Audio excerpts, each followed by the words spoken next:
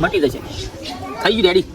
તું તો અંતરિયામી છે તે બસ ઓગળી પકડીને કે મટી જા કાંટો બાંધેલું છે એટલે કમ્પ્લીટ થઈ ગયું તમારે પાટા અંદર કેટલું લાવે છે મને ખબર છે એવું છે તા સારું બોલ શું પડ્યો છે તે બંકો નીકળે એટલે ચોકલ જાય એ વાગુ ના ઘેર એ વાત સાચી સપટી અનાજ લેવા આવ્યો છું ના હોય તો મારે દહીંનું સારું ખૂટ્યું છે ને દહીંનું કરવા સારું 5 કિલો ઘઉં નહીં ઘરમાં હા એટલે જે હોય કાલે હું તો કોઈ વધારે તો નહીં કરતો પણ આજનું દહીંનું થાય એટલું કોઈ કર ને એટલે 2 દાડા પછી તો કોઈ કરું છે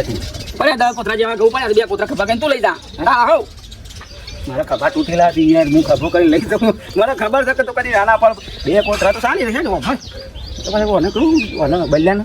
તે સકરો લઈને આવે તે સકડામાં 2 કોતરા કોક બે આજુબાજુ અલે આ છોકરો આવજો કોથરો પકડાવો ને જે બાજુ ભરી મૂક્યા હતા ઓય મારું તો છકલો દોણા નાખવાય નહીં આટા દોણાય નહીં મરી જાવ ને એવું મન થાય છે બોલી મરી જાવ આવ શું મરી જવાનું મન થાય છે પણ મારે કતે બહાર આવે મારી છોકરી પટી જા લ્યા ઉપરથી 12માં સફરજન ને બફરજન ને બધું ખાસું આમ છે પેરાને ધોચો ને બોચો બધું ઘણું આમ છે દોણા ઘણા આવશે બોલ રાતી મરવાનું જ કર્યું તું પંખા રોડવો બંધીને ટૂંપો ખાવા જો પંખો જ ભૂઈ પડ્યો ફાયર લઈને પંખો તૂટી ગયું એટલે બચી ગયું એટલે પંખર વાટું બંધીને પાહો ખાધું તાણે એટલે લઈને પડ્યો નસીબ જ નહીં પંખો તમે તોડ્યો નહીં હું વિચારું પંખો આખી જિંદગીમાં તૂટાયો નતો તે પંખો વઢવું નાખીને જો મરવાના આવતું તો મારવું હોય તો લટકો કે લેબડા બેબડા તો ખારું ડાળું જોઈને પણ ભાભી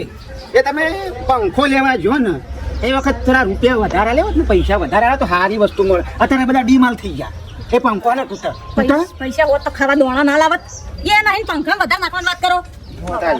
તારો પંખા બધા ઢીલા થઈ જાય બોલ તારો વજન ના ખમી આપ્યો એ પંખો તારો વજન ના ખમી એટલે એ પંખો કોઈ કોમનો ખરું શું નહીં વાયરો નતો હાલતું પણ એના કરતી શું લેબડા બે ટૂંપો ખાધું હતું તો સારું એ હતા ઉનાળાનો પાછો એ વાત સાચી વાયરો હા વાયરો ખાવાના તું